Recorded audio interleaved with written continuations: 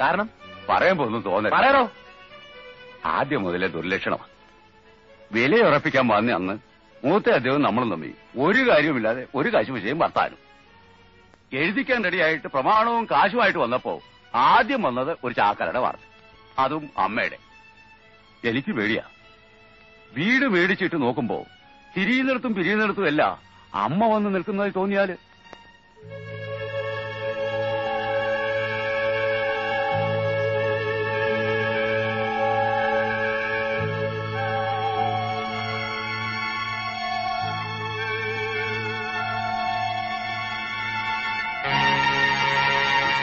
സ്വല്പം ഒരു ബുദ്ധിമുട്ടായി കാണുമെന്ന് അറിയാതെയല്ല.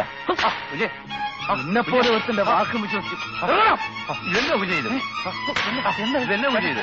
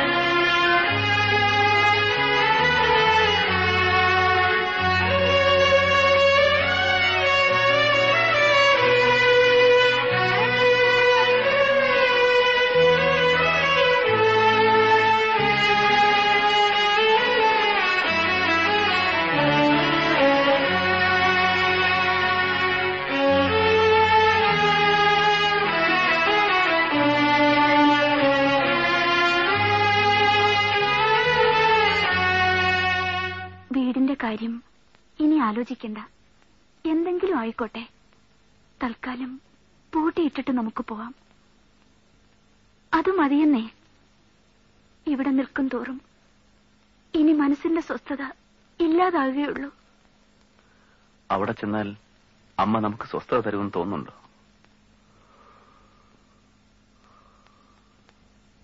എന്താ ഇത്? ഓപ്പൺ ടിക്കറ്റ്സാ. നാളെ തന്നെ ടൗണിൽ ചെന്ന് അതൊന്ന് കൺഫേം ചെയ്തുകൊണ്ട് വന്നാൽ എന്ന് പോവാം എന്നൊന്ന് ഉറപ്പിക്കായിരുന്നു.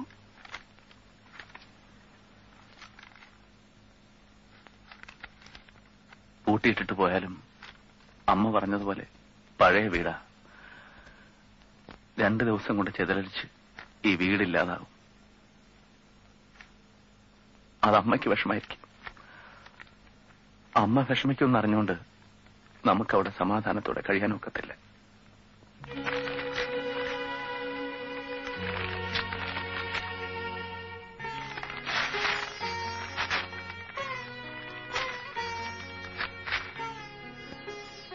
നമ്മൾ എങ്ങും പോകുന്നില്ല. ഇവിടെ തന്നെ കഴിയാൻ പോവാ. എന്താ, നിനക്ക് പേടിയുണ്ടോ? ഇല്ല. ഇവിടെ അല്ലാതെ വേറെ എവിടെ നിന്നാലും ഞാനൊരു മനുഷ്യനാണെന്ന് എനിക്ക് തന്നെ എന്നെ പറ്റി തോന്നുന്നില്ല. ഒരു ബീസിനെ പോലെ ആവും ഞാൻ. ഇന്നതിന്റെ തുടക്കവും മറ്റോ ആയിരുന്നു എന്നൊരു പേടി.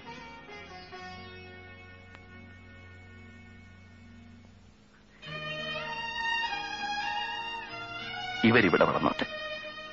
ഇവിടത്തെ കാറ്റും കൊണ്ട്, ഇവിടത്തെ പശുവിനെയും കണ്ട്. അതുകൊണ്ട് അവർക്ക് നല്ലതേ വരൂ. അവരെ ഇവിടെ അമ്മയുടെ കണ്ണുകൾ ശ്രദ്ധിച്ചോളും. പിന്നെ അമ്മ പറയുന്ന പോലെ എന്നെക്കാൾ കേമന്മാരായിരുന്നിട്ടുള്ള ഒരുപാട് പേരുടെ മുന്നിലടിയുന്നുള്ള വാത്സല്യവും അവർക്കിവിടെ കിട്ടും എന്നെന്റെ മനസ്സെന്നോട് പറയുന്നു.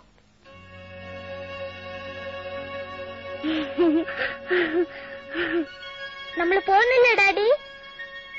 ഇല്ല, നമ്മൾ ഇവിടെ തന്നെയായി. അല്ല ഡാഡി.